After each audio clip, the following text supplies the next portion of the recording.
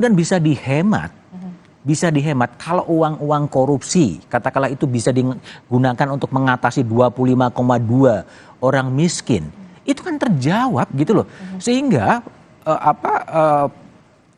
pidato Santo Yohanes Paulus II 89 itu tidak perlu diulang lagi. Diulang itu kan karena belum selesai PR-nya. Nah itu yang menjadi, ya tapi tergantung pada kita semua bagaimana kemudian terus menyuarakan petisi-petisi atau suara-suara moral. Ini kan muazin bangsa, ini luar biasa loh. Di tengah jalan masih ada orang yang kemudian memberikan sambutan kan. Dan ini contoh nyata yang langsung kita lihat. Lihat, itu tanpa ada sebuah orkestrasi, mereka datang dengan sendirinya. Itu sesuatu yang genuinitas pada sisi masyarakat. Kalau itu udah ditempeli oleh kepentingan politik, mungkin suasananya menjadi sangat berbeda. Itu yang bagi saya refleksi kunjungan 70 jam Paus di Indonesia, ya demikian yang terjadi gitu.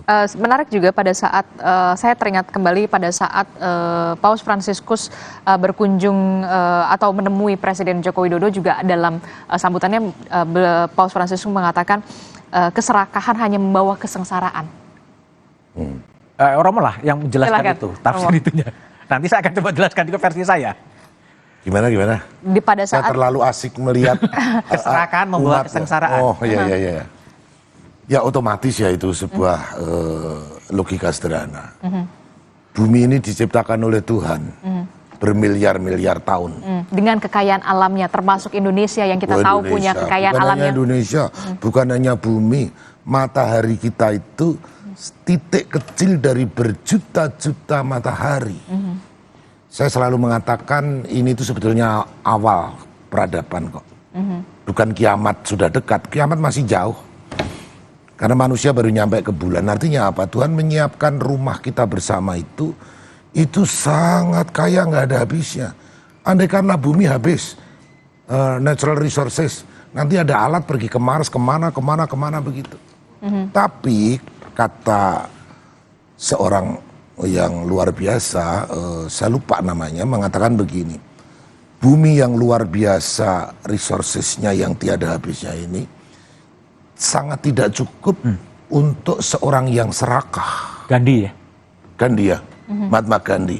Untuk seorang yang serakah Tidak akan pernah cukup. nggak pernah akan cukup. Dan Mother Teresa saya hubungkan karena mirip. Mother Teresa itu mengatakan problem manusia zaman now, katakanlah kalau zaman sekarang, zaman now kan gitu. Itu bukan tidak adanya harta. Ada banyak cukup, tapi kekurangan cinta.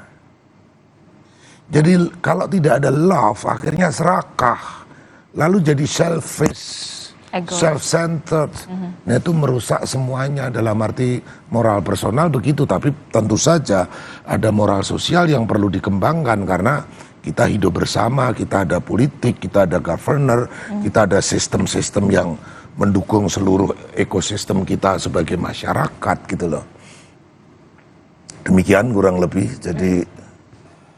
Jadi itulah yang kemudian perlu kita bisa dikatakan tidak hanya berpegang teguh saja, tapi bagaimana menjalankan itu dan mengimplementasikan itu, jangan cuma hanya sampai hari ini, tapi nanti sampai berikutnya, termasuk juga tadi yang tadi Anda sebutkan. Iya, jadi saya melanjutkan Romo Sulis ya, Gandhi itu memang pernah mengatakan bahwa bumi ini akan oke-oke saja kalau hanya asal tidak dengan rakus dan serakah gitu kan. Nah itu yang jadi penting, tapi kan problemnya adalah kerakusan ini kan menjadi banal juga ya. Menjadi banal ya, menjadi sesuatu yang ya semuanya dapat habis gini loh. Nah, Paus Fransiskus dengan Laudato Si itu kan berbicara soal keadilan lintas generasi. Kamu nih jangan hanya mengeruk kekayaan itu sekarang, tapi perhatikan anak cucu dan buyut. Mau jadi apa itu semua.